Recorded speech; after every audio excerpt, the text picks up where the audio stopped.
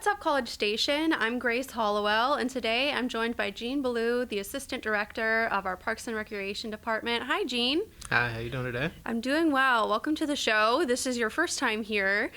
We were chatting a little bit ago with Louie to talk about the iHeart America celebration, which was this past weekend, and it was a great event. Yes, I think we had almost close to, or if not over 6,000 people out there last night, or on July 4th.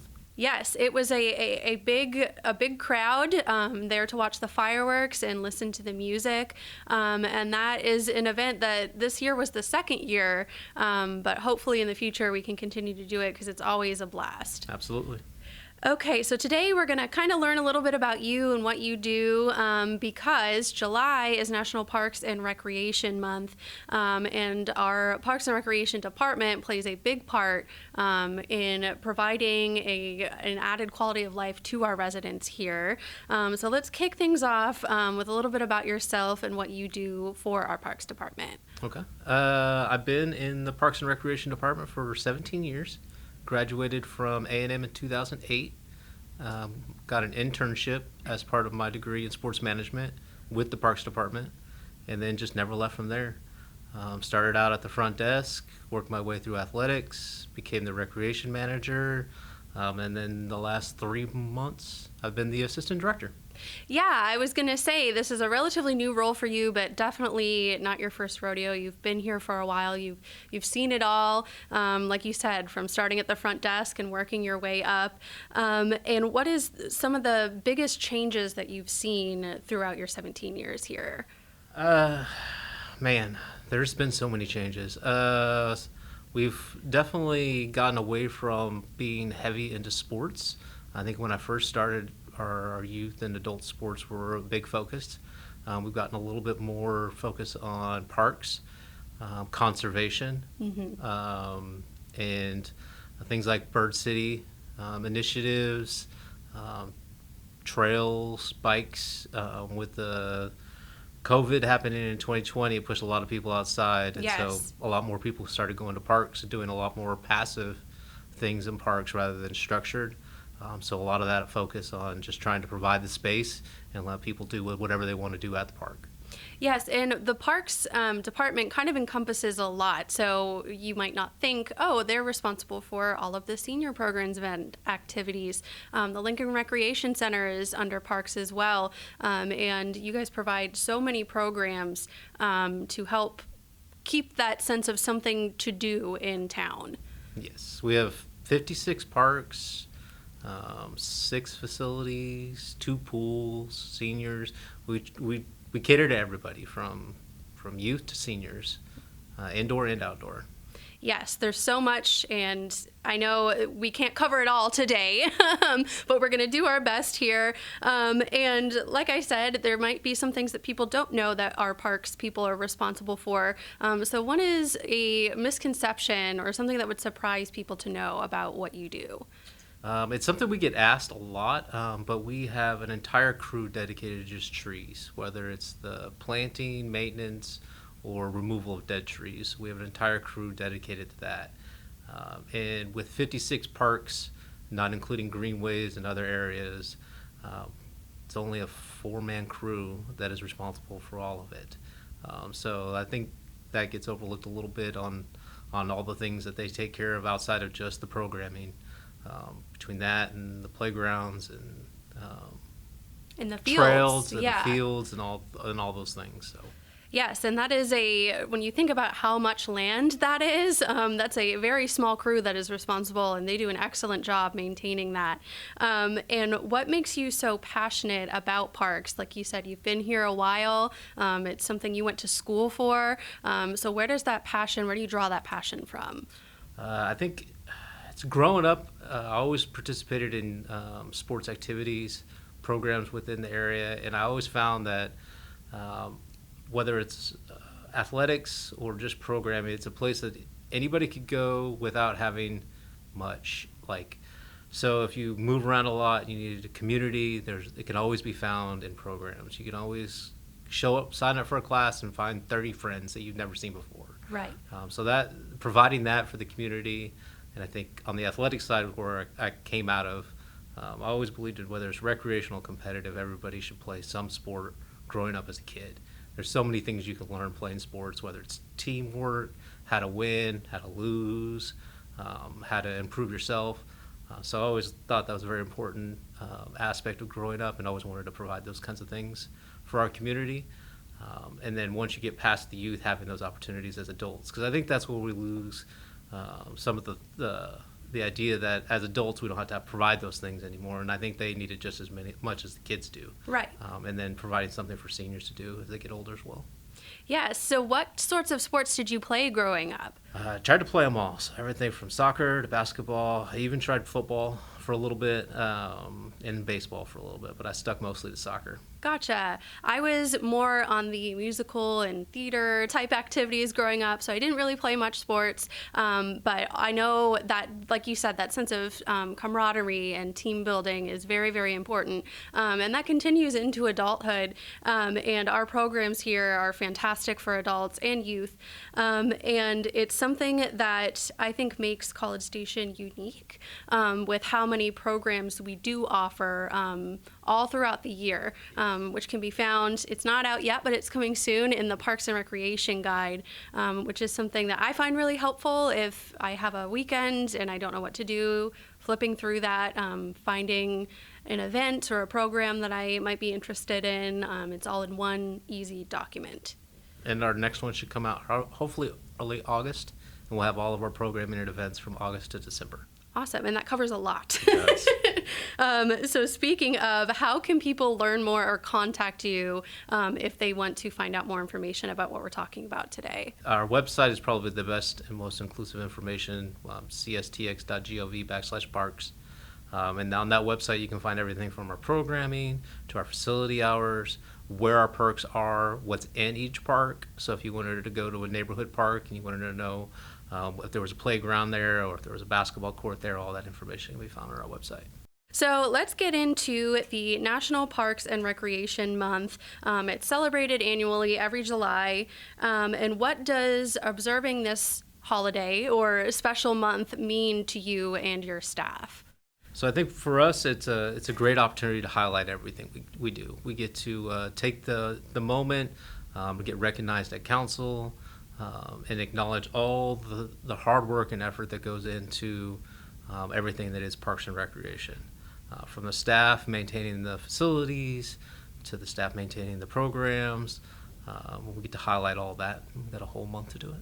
Yes, and it's something that I find very special and I find very informative with the information that we put out there. There's always something that I learned that I didn't know beforehand. And there's a few things. We put out a blog earlier this month talking about it, and it mentions in there that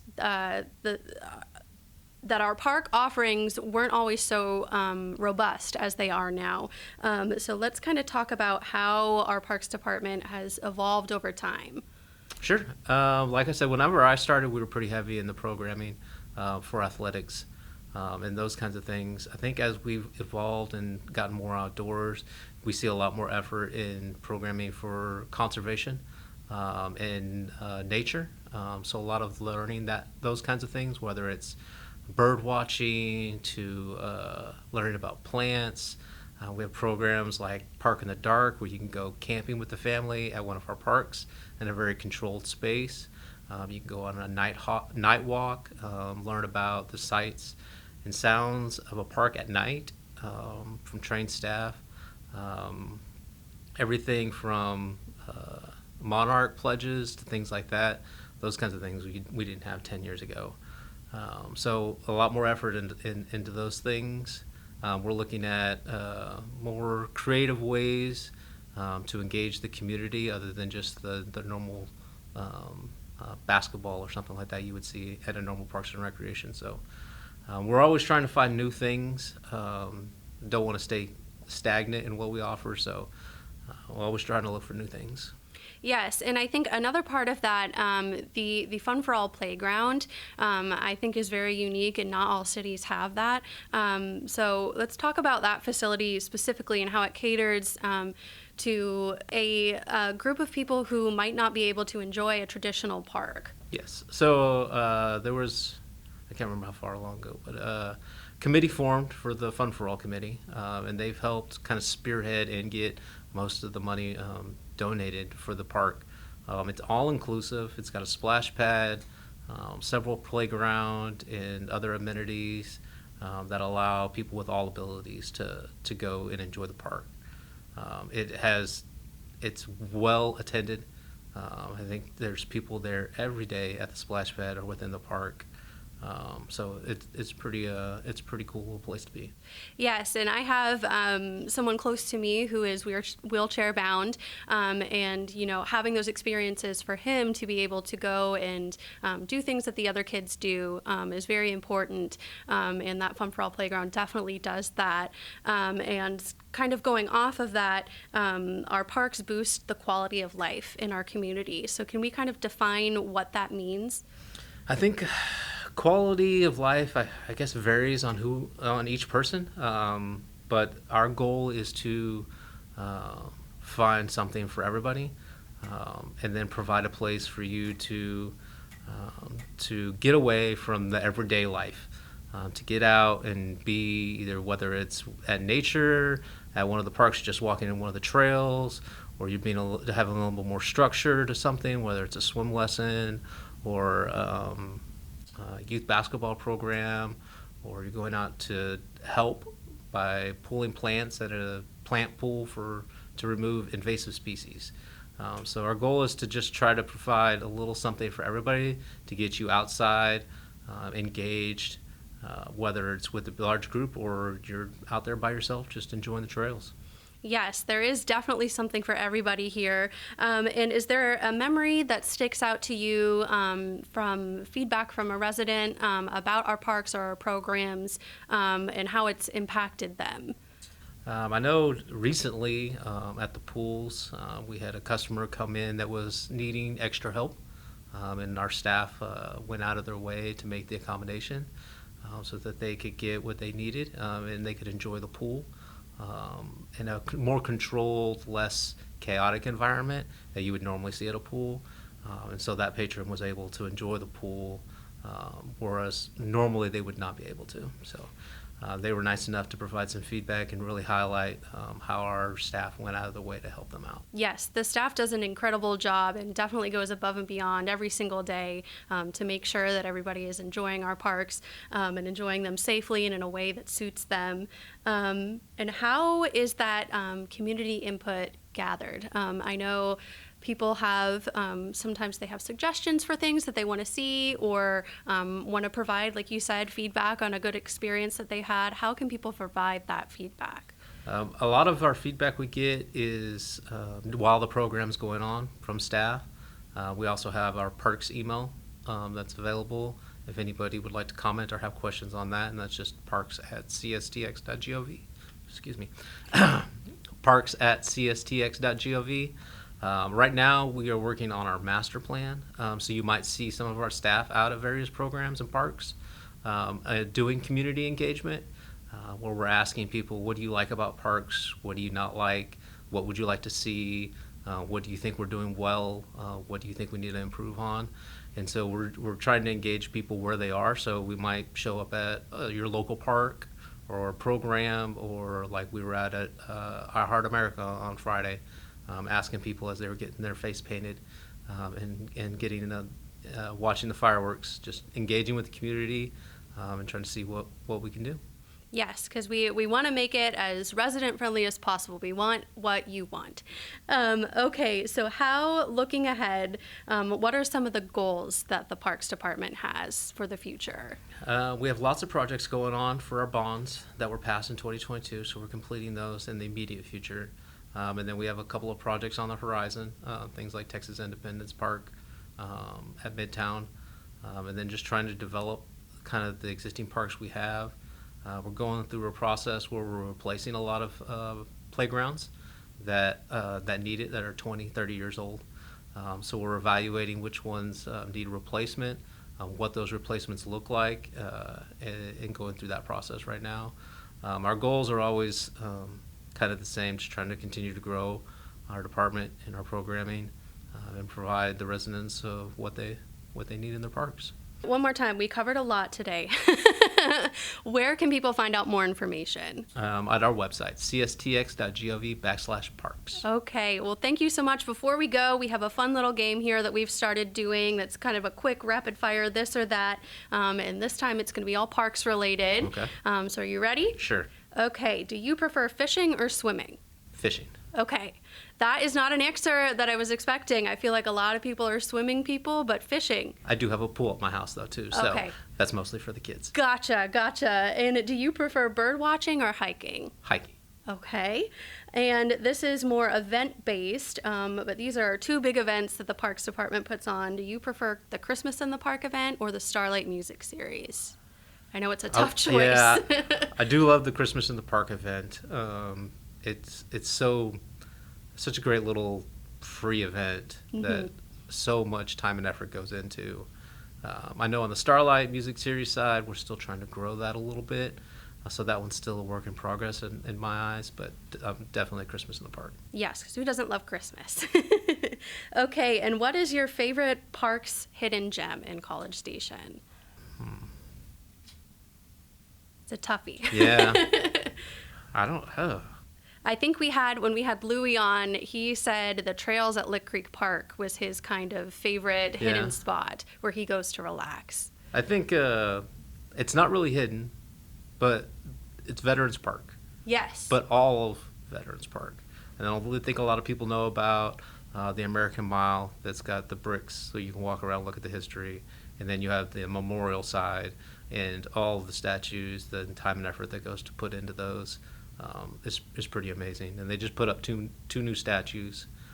So I'd say Veterans Park. It's also probably where I spend most of my time. And last one, this is TV show based. I don't know if you've seen either of these. They're kind of big ones. But do you prefer the show Parks and Rec or The Office? See, unfortunately, I don't really follow either one of them. Okay. I've seen bits and pieces of both, but never watched the series of either one of them. I have seen more of The Office than I have Parks and Rec, but I have heard a lot of people say that both shows kind of really encapsulate what it's like to work in an office setting or in a city government setting. Yeah. We always talk about some of the things that go on in our office could be on a TV show. Yes. Well, thank you so much for being here today, Gene. Thank you. And that's what's up.